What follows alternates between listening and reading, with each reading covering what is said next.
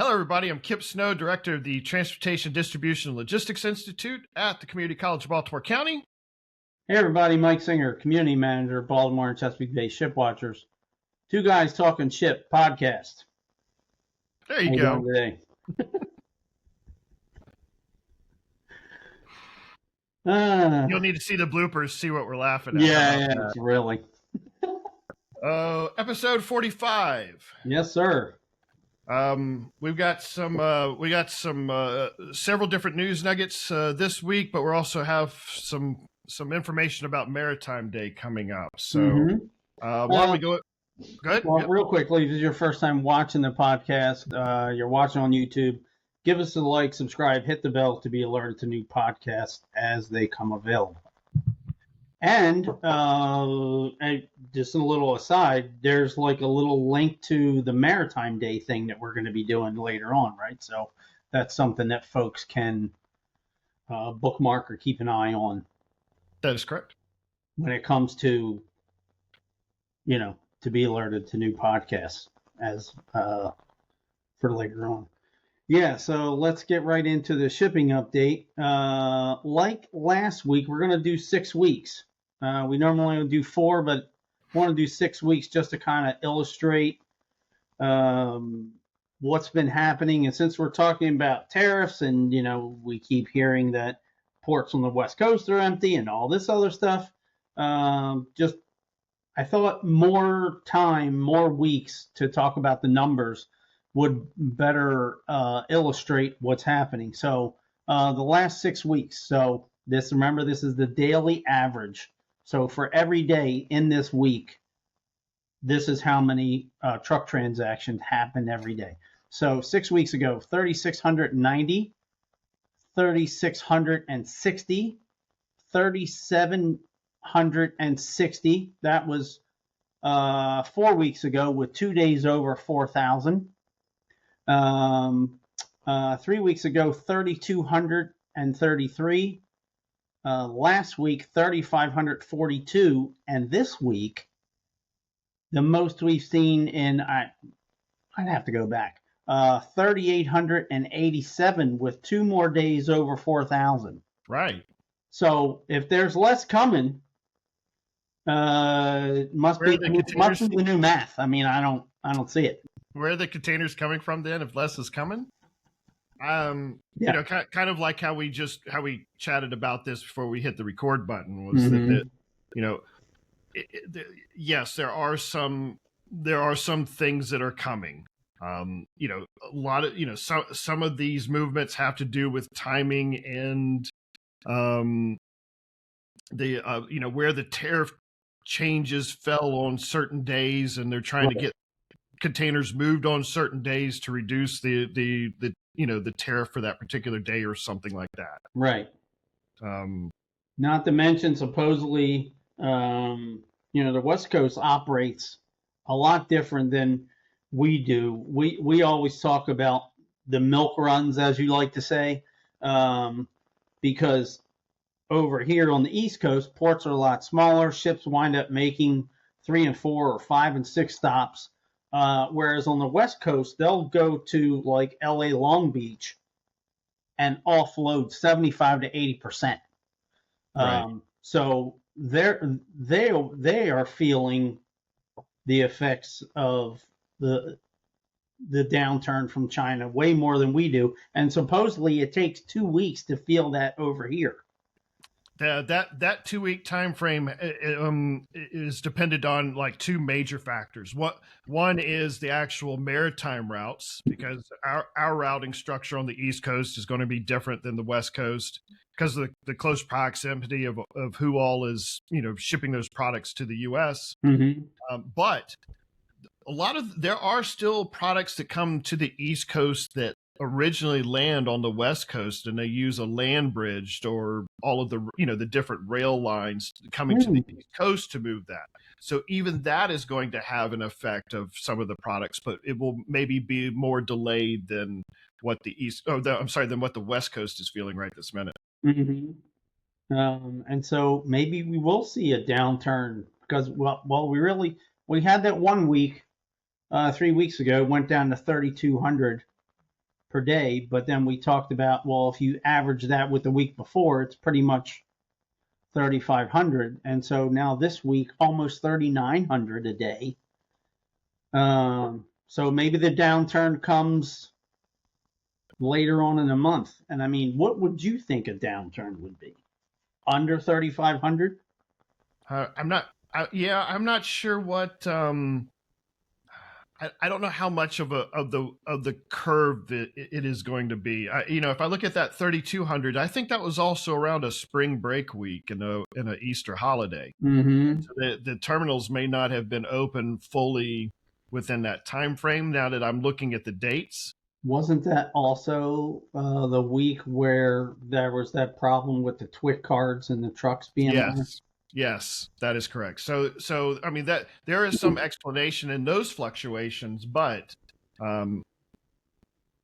I don't, if I look at some of the metrics from that supply chain networking group that I attended, where Jonathan Daniels is saying, from China, we're only 9% of the imports. Mm-hmm. Maybe it's impactful, but not as much as like a 35% decline. Right.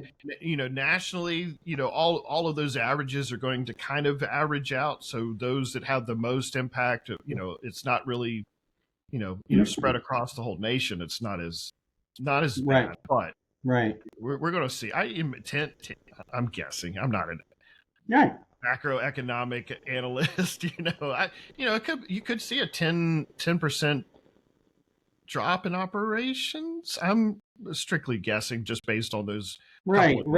And I do find it interesting because I am not as much of an analyst, I don't think, as you, even though I'm kind of the one that talks about the numbers every week. But we are watching the numbers, you and I, and so we're hearing all this stuff and people making fantastic claims like the ports on the West Coast are empty and no ships are coming. And Sal's doing all these podcasts about it. Right.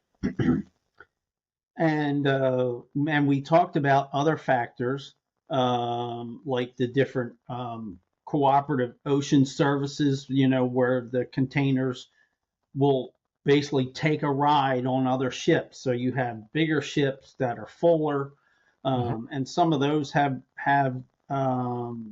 stopped. And so now we have more ships that are smaller and not as full, plus the 500 TEU a day uptick, which we were expecting, which was planned for more cargo to come in, and then couple that with the whole tariff thing.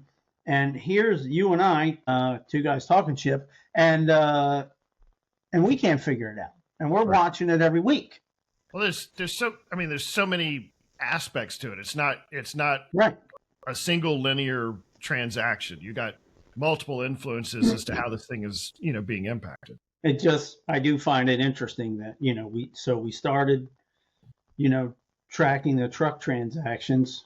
Gosh, how many months ago was that? Mm-hmm. And then you would think we'd be able to see this difference that's supposedly coming. Right. And we still haven't found it. But we're going to cover something else a little bit later in the podcast that might start to explain that. Yeah. All right, you got some news from the port. There was another ship that lost propulsion. Yep. So this is I think a Coast Guard notice from Thursday morning. Okay. So maybe it was Wednesday night when it actually happened. So the MV Lyulin, and that's Lyulin, planning to discharge raw sugar at Canton Pier 11, which is an interesting side story because we've kind of lost track of the Domino new sugar shed, and either, I guess if you're Domino and you need to utilize another pier, you probably wind up signing a lease, right? I mean, you're not just going to leave it open-ended from a business standpoint. So maybe they're just utilizing it as they can, or does that mean the sugar shed still isn't fully operational? I was kind of surprised to hear, oh, another ship. Oh, it's going to Pier 11. I thought everything was going straight to Domino by now. Sure. Interesting little side story. Anyway, planning to discharge raw sugar at Canton Pier 11. This vessel suffered a loss of propulsion while transiting the Chesapeake Bay and was anchored outside the channel. At one point, United States Coast Guard Sector Virginia issued a captain of the port order stating the vessel may not move. Once repairs and a class report were deemed acceptable, satisfactory by U.S. Coast Guard Sector Virginia, she was on her way. And then this is an interesting little side story that it said at the bottom of that notice that Maryland pilots will need about 12 hours notice for sailing. So I thought that was kind of well. I mean, if they were originally scheduled to arrive at certain times, they have their own ship schedule where they've got to manage their, inbound and outbound ships. They've got to be able to work that back into the schedule if there was a delay. I would imagine it has some to do with that. You got different people on different work schedules with the pilots, so you have to make sure that they're in line with not during like a shift change or something like that. So probably a good bit of a little bit more planning that has to go into that when you have those delays and cancellations. So let's see if we can find out where it is. So is that her? This is the ship. So on its way, it was like down here, like in Virginia. I don't know if you can see the area that I'm kind of pointing to. Where your little hand was, down closer to the Eastern Shore Peninsula there. There we go. Yeah. So it's making its way up. Yeah, that's where it was. Is this live or? Yes. So it's off Chesapeake Beach a little bit right there. Just thought I would pull this up and kind of get an idea what it looks like. Yeah, what it looks like. Veracruz, Mexico. This is where it was coming from. Okay. Where it's coming from. Yeah, so would be interesting to see if we ever heard about a cause. Okay. We'll have to keep our eyes open for any report out from that one. All right. There was all right. So there was an article from the Journal of Commerce. Yeah, that was.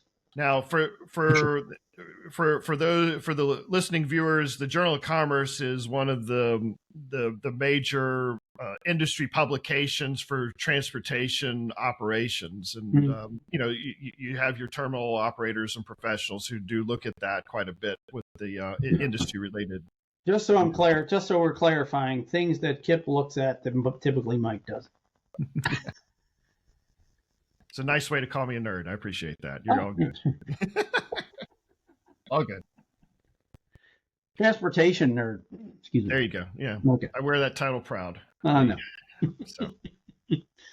Yeah. So let me read some stuff about this. So the word, and we'll get into it. The world's largest shipping company said in an advisory Wednesday, service suspensions and network changes were in response to recent changes in demand for cargo transport from Asia to the U.S. And I think we all know what that's about, right? The affected MSC services are all part of an alliance with Maersk, which is, I find this gets kind of interesting. In place of Maersk, the carrier's 2025 network, following the dissolution of the 2M Zim integrated shipping services, has signed on to share vessel space and charter slots on some of MSC's Asia-US routes. I'm having trouble just keeping track of that paragraph. Yeah. So what's happening is, all right. So with Zim is one of the new, the newer advertised services. I think Mm-hmm. they're Israeli based. Yes. And so all of these carriers in between Maersk and MSC, there are business alliances with each, with all of these different companies in some capacity. Now you Mm-hmm. see this in the airline industry after deregulation, and they're trying, the airlines are trying to maximize the seat usage, and hey, and they have cost sharing and profit sharing models that exist. It's because some of that similar structure. You don't want ships sailing under capacity because that's lost revenue. So you would, Right. it's better to, you know, share the profit with somebody versus taking a loss elsewhere. Mm-hmm. That's kind of the premise here. Gotcha. And the suspensions include the Empire service, which calls on 3 of China's largest ports and East Coast ports of New York, New Jersey, Norfolk, and Baltimore.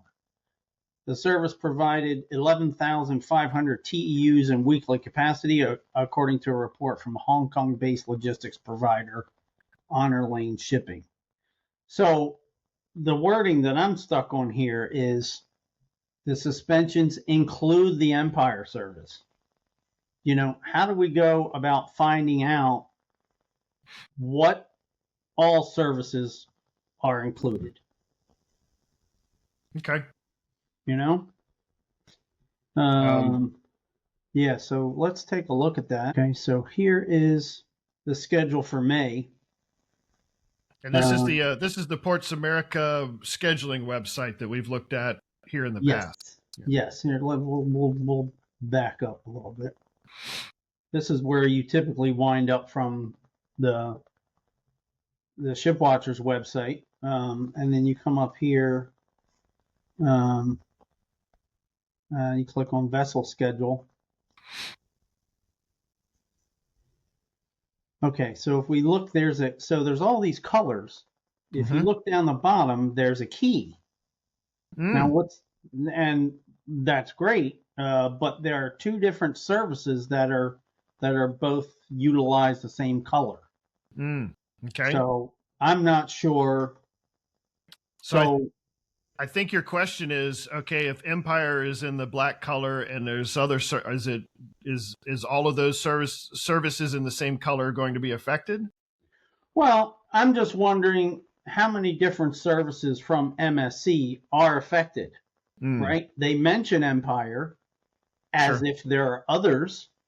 I wonder what the others would be on the list of all the services that would be affected by this announcement.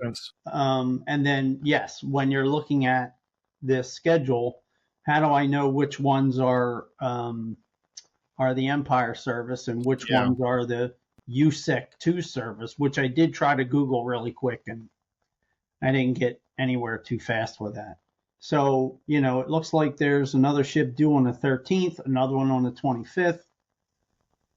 So it almost looks like every other week service then, at least. Yeah, and then when we get into June, it's the 1st, the 8th, the 24th, the 29th. So I did write all this down. Maybe we'll try to keep track of it, and then we'll see which ones wind up not showing up. Right. I mean, and honestly speaking, I mean, if there's not enough volume to go on the ship, and they're, maybe it's a third full or a quarter full, and they're able to put those on other, sister agreements or something. Yeah, I would not run a route like that and just waste money. I mean, that's just a cost of doing business. Well, that's something interesting to watch here with the service changes. You got some news on the coal terminal, right? So this comes from one of the websites that likes to kind of track these things. Supposedly, Norfolk Southern crews are qualifying Philly to Baltimore.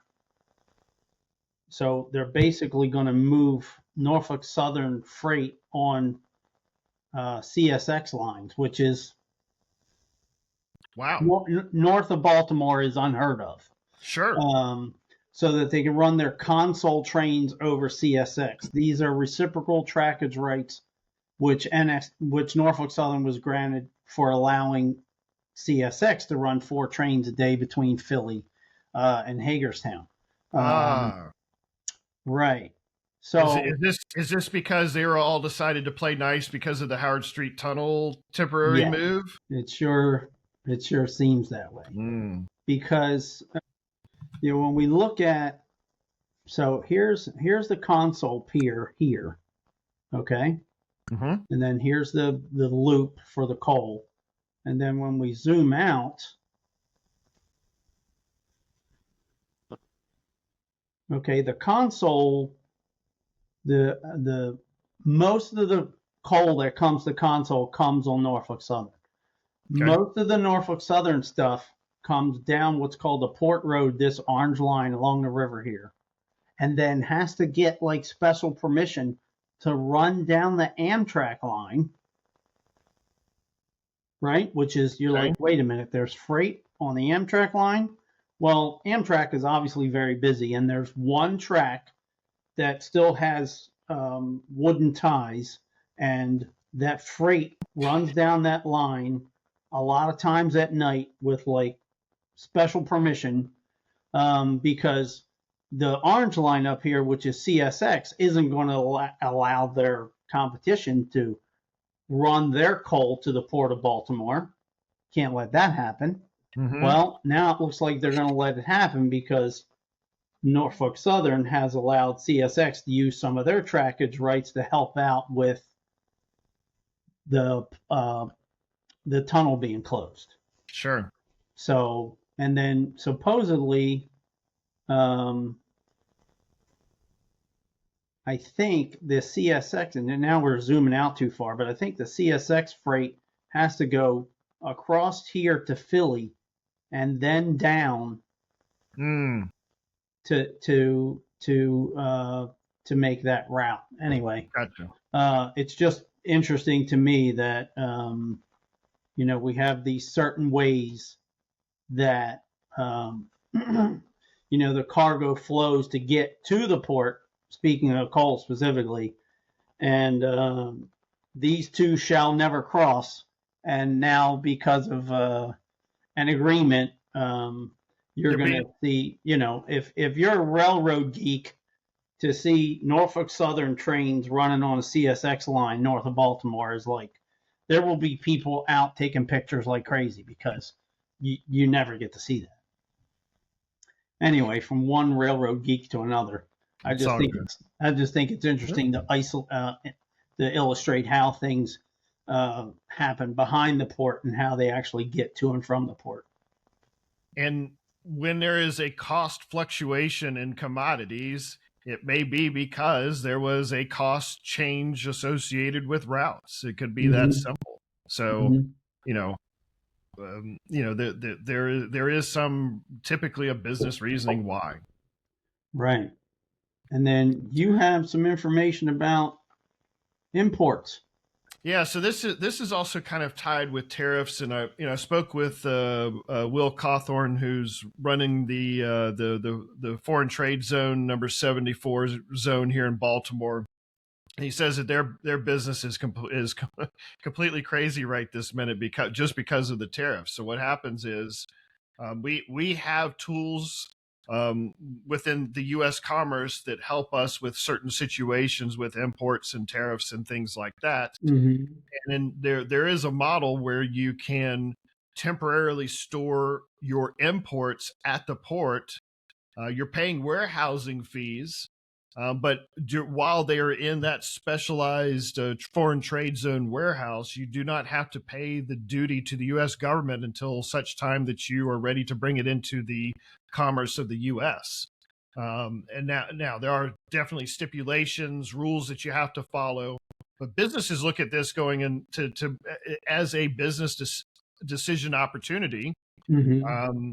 While they, if they are not time sensitive in needing the product, meaning they don't need it right this minute, Mm-hmm. they can then store it kind of outside of the commerce of the U.S., but physically here.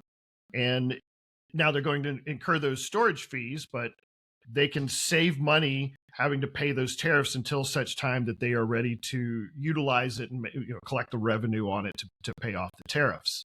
So Mm-hmm. right this minute, because of the tariff changes, there is a significant amount of inventory. It's not just automobiles, but it's products, Mm-hmm. many products that if they have high tariffs, they may be companies may take advantage of this foreign trade zone to um, delay the payment of those tariffs until such time that they need it. But the problem that causes is inventory space, and so Right. you're starting to see large pockets of commodities that are the inventory at the ports are really just starting to stack up, specifically with automobiles. There Now, was, how do they stack the automobiles, Kipp? yeah, right now, right? No, that they, they're going to pack them in there pretty tightly on the truck. Right. Yeah, you can't. There's no Sorry, parking I couldn't garage. resist. Yeah. Um, but Lorraine Marabella from the Baltimore Sun Mm-hmm. reported on some of this. There was somebody took a picture of Dundalk Terminal with all the cars sitting there. Now, what made me kind of chuckle was it looks like that on any given day, to be honest with you. They Right. are constantly moving cars back and forth. I think the problem is that there's not a lot of movement. Not that there's a lot of cars, there's just not a lot of movement in the Right, picture. because typically as stuff comes in, then Then a it day or goes. two later it's out, right? And it goes somewhere else. Yeah. So Mitsubishi is still shipping vehicles from Japan to the U.S. because they've got contracts in place, and they can't just stop production or stop a ro-ro ship from going on its route. Um, but these cars aren't going to the customers yet. There's this 25% tariff on the autos and certain parts of those automobiles. And so so automobile manufacturers are choosing to stop those products mid route within the foreign trade zones, so that they don't have to pay the fees until they're ready to go send those cars to the dealership. Um, Gotcha. so that's what now you're starting to see that imagery and those pictures of full warehouses in certain areas, and they're using this as a strategy, which is a little bit different than some of the things maybe we heard from the pandemic, where there were shelves that were empty, Mm-hmm. just because of the lack of product flows that were coming through the supply chain. Now you've got certain inflated bubbles of inventory at certain places, and in other places where there's no inventory. So you're going to see some disruptions in the product flows because of the tariffs. Mm-hmm. Gotcha. Do you want to talk about Maritime Day? So next weekend, you and I are going to be very busy with Mm-hmm. Baltimore's National Maritime Day celebration. Mm-hmm. National Maritime Day is a federal recognized observance of, of a day that honors the merchant marines in the U.S. It celebrates maritime history within the United States, but it also commemorates the Savannah. Now, when we talk about the Savannah, we have to make sure that we're very clear that originally National Maritime Day was centered around the steamship Savannah, Mm-hmm. which made its original voyage, its transatlantic voyage, the first this was a ship to do so under steam power. Okay, Mm-hmm. back on May 22nd, 1819, and the steamship Savannah left Savannah, Georgia, Mm-hmm. and made that trip across the Atlantic. In 1953, U.S. Congress established National Maritime Day to commemorate that particular voyage and honor the merchant marines. And so that took place in 1933. Now, fast forward into World War II. And we know what happened there with the atomic bomb and atomic energy.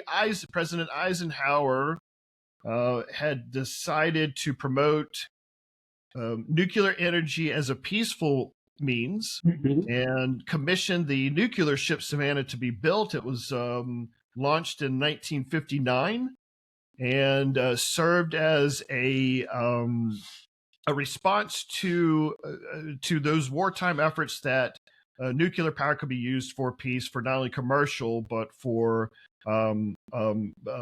personal means. So the nuclear ship is not only a cruise ship but a cargo ship. It's a half and half ship.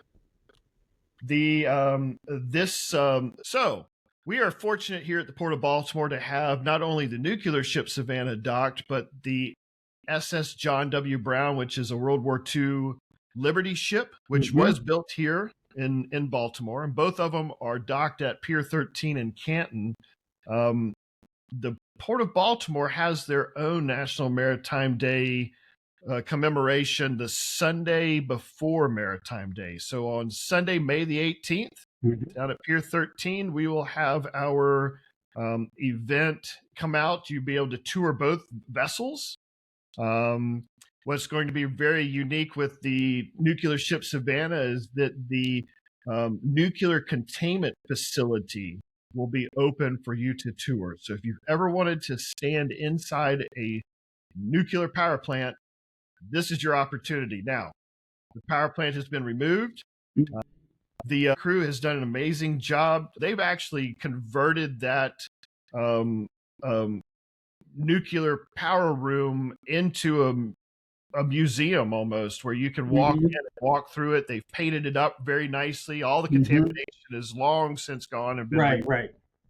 So you'd actually get more radiation and contamination naturally outside on the dock than you would being in that particular room. But you'd be able to see how all of that was at the peak time. So or in front of your microwave.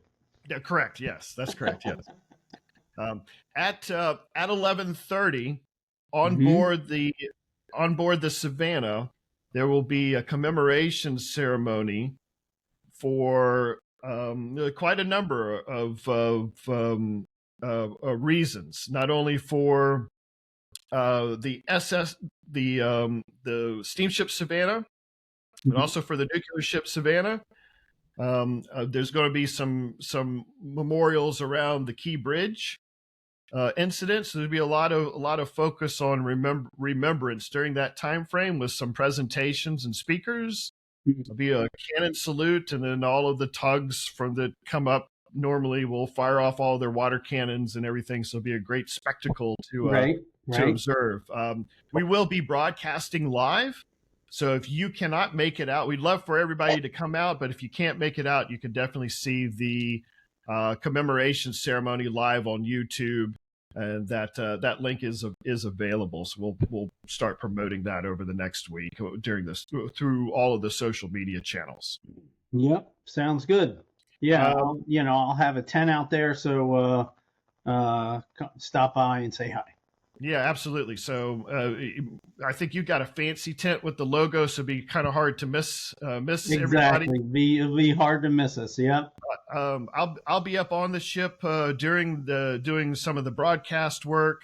With my community college program will have a booth out there. You can learn about some tuition grants that are available. So if you want to take some programs and courses, you can come talk with my team that'll be out there also. Parking good for the event. Yes, very important. There is little to no parking out on Pier 13. You're going to want to park at Ruckert Terminals, which is at 2200 Broning Highway.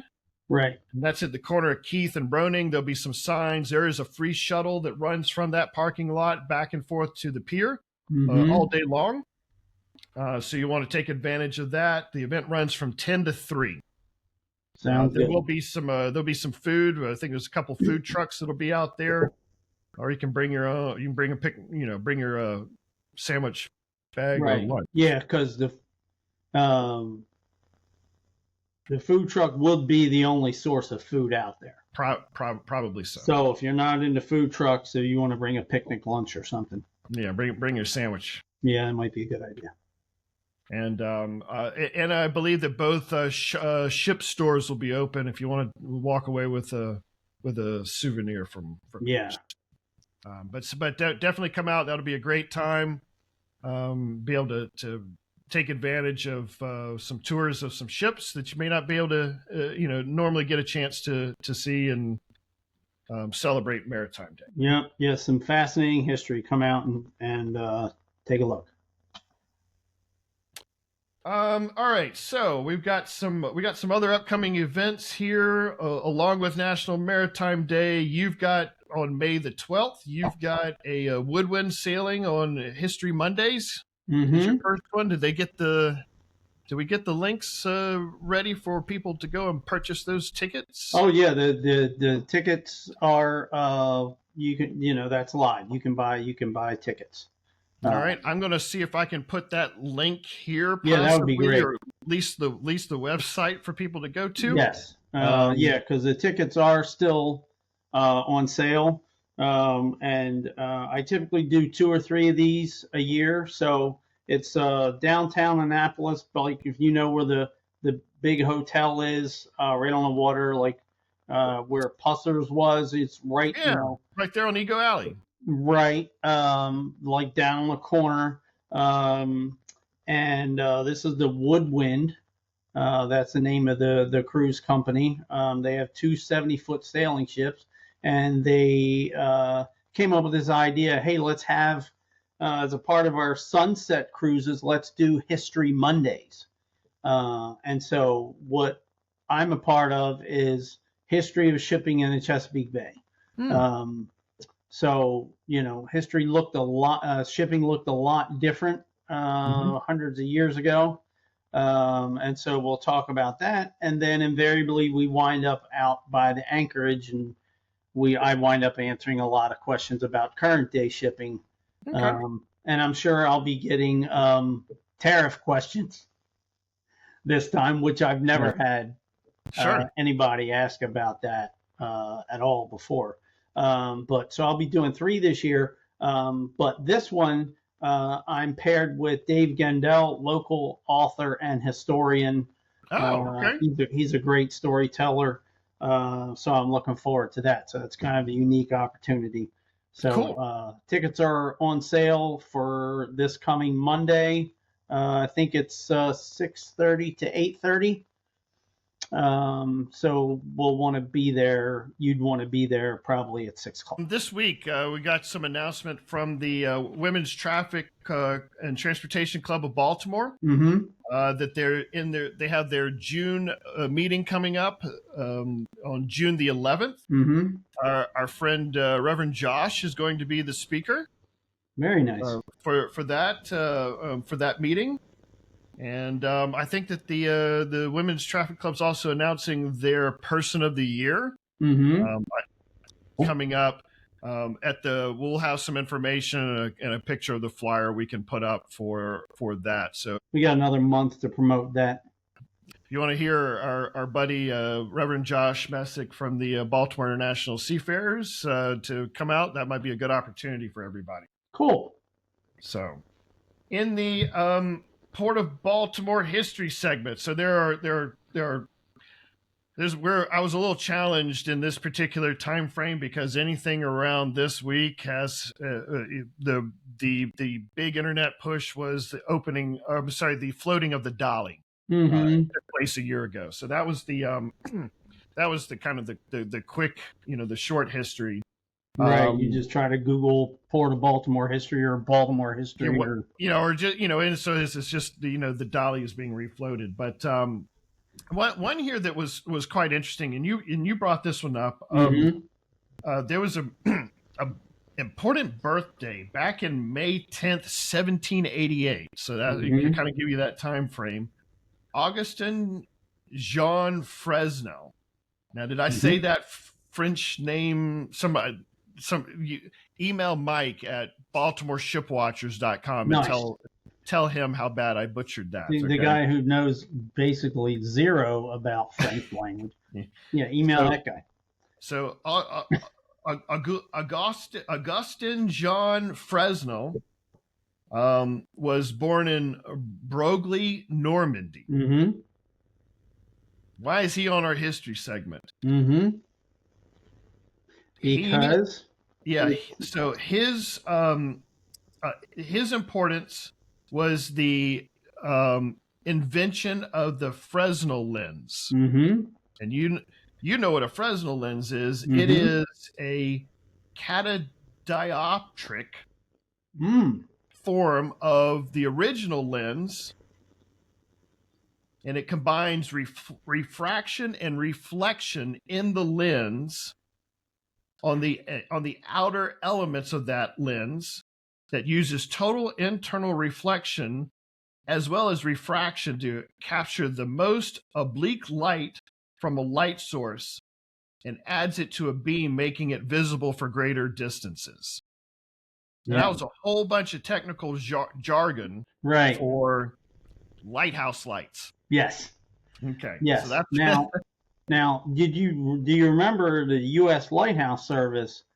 And the guy who ran that was very slow to adopt these lenses, to the point where ships would come in from Europe and they would complain about the lights here not being as bright as they were in Europe. And I think, if I have my history correct, it took the U.S. Lighthouse Service getting rid of the guy who was the current head of the Lighthouse Service to get the Fresnel lens actually adopted here in the U.S. interesting. Yes. And another little local piece of Fresnel trivia, the original Fresnel lens, well, not the original one maybe, but because they're different orders, right? Third and fourth order, fifth order, and I guess it's like revisions, or they make them brighter or better improvements. I really don't know the specifics, but whatever the last one was at the Thomas Point Lighthouse south of Annapolis is at the Coast Guard Yard. Really? I think in the Commandant's office. I think you're right. So we'll have to make that an addition to the tour next time. Okay. We'll have to stop and look at it. I think I may have seen it and not realized that that's what was happening. I didn't know that until just recently, or if I was told, I didn't remember. In doing the research on this one, I was like, well, how many lighthouses here locally? All of them had it, up until a certain point when the technology changes. Now the Fresnel lights are, you see them in now in theatrical presentations, and they're still being used, but for the lighthouse, this primary function was for lighthouse operations. So that was pretty neat to learn about. The other, I think you got some pictures. Go ahead.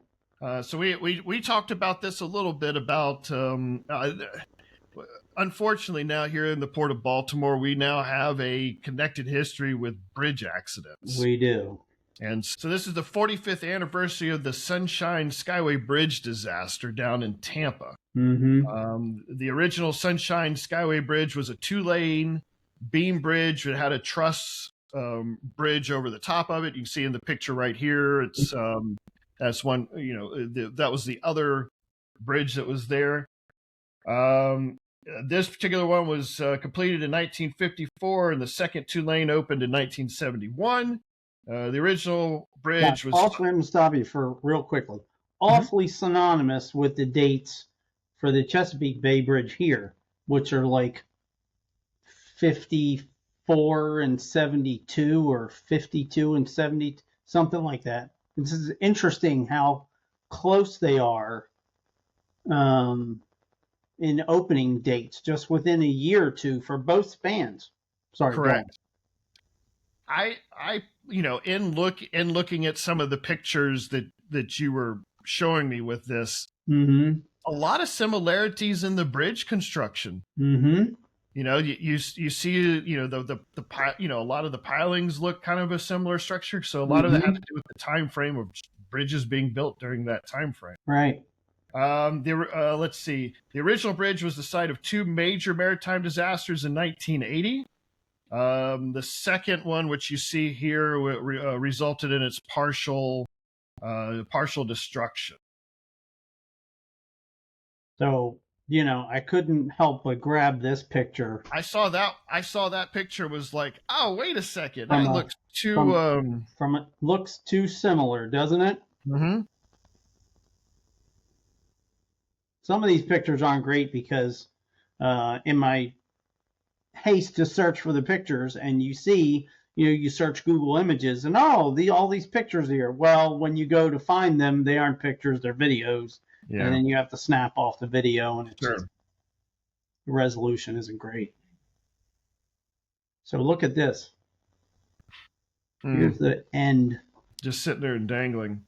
So the first incident that happened in January 28th, when the U.S. Coast Guard cutter Blackthorn collided with a tanker Capricorn on the western approach to the bridge, resulting in the sinking of the cutter.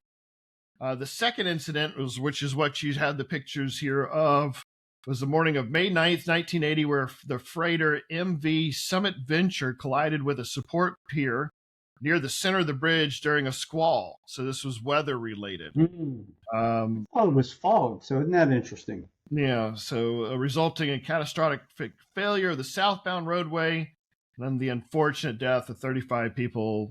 That were on a Greyhound bus. Yeah, there was a Greyhound bus and several other vehicles plunged into the Tampa Bay.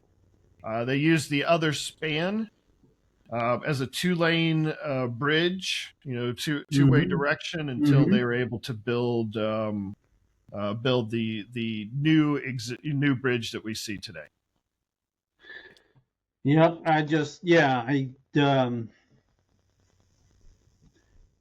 way too eerily similar when I look at these photos. I also noticed, looking at the new bridge, how many dolphins and pier protection supports exist on that thing. You can't get through any place on that bridge except for exactly where you're supposed to go. Right. And it would have been cool to have that picture ready to go, but and what you'll notice, like at a certain point, they stopped putting the dolphins up, because I figured it's probably, there's no way a ship's going to get there because it's way too shallow. Yeah.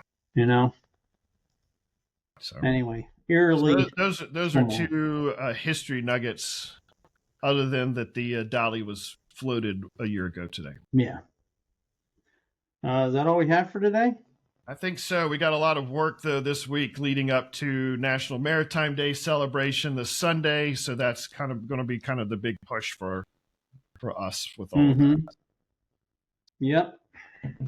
All right. So as we always talk about, just a little background: Baltimore and Chesapeake Bay Shipwatchers, two guys talking ship podcast. We are on Twix, Instagram, Reddit, Threads. We have a Facebook group with over 16,000 folks in it who are interested about what is happening at the Port of Baltimore. Website full of information, links to the camera, the podcast. We've got some new swag that we have for sale. Hey, some of those that drinking glass looks quite nice. Yeah, I've got drinking glasses, stemless wine glasses, some new trucker caps, some pastel caps, ladies and men's polo shirts, coasters, a lot of different new types of things that you can grab and cool. Represent the Baltimore and Chesapeake Bay Shipwatchers. Excellent. Mm-hmm. Wasn't paying attention. We're also on Spotify and Apple Podcasts if you want to listen to the audio version of this. All right? Sounds good. All right. So a lot of work to go this week. Here we go. 3, 2, 1. Happy ship watching. Okay, that sounded perfect to me. Great. We'll see how it goes.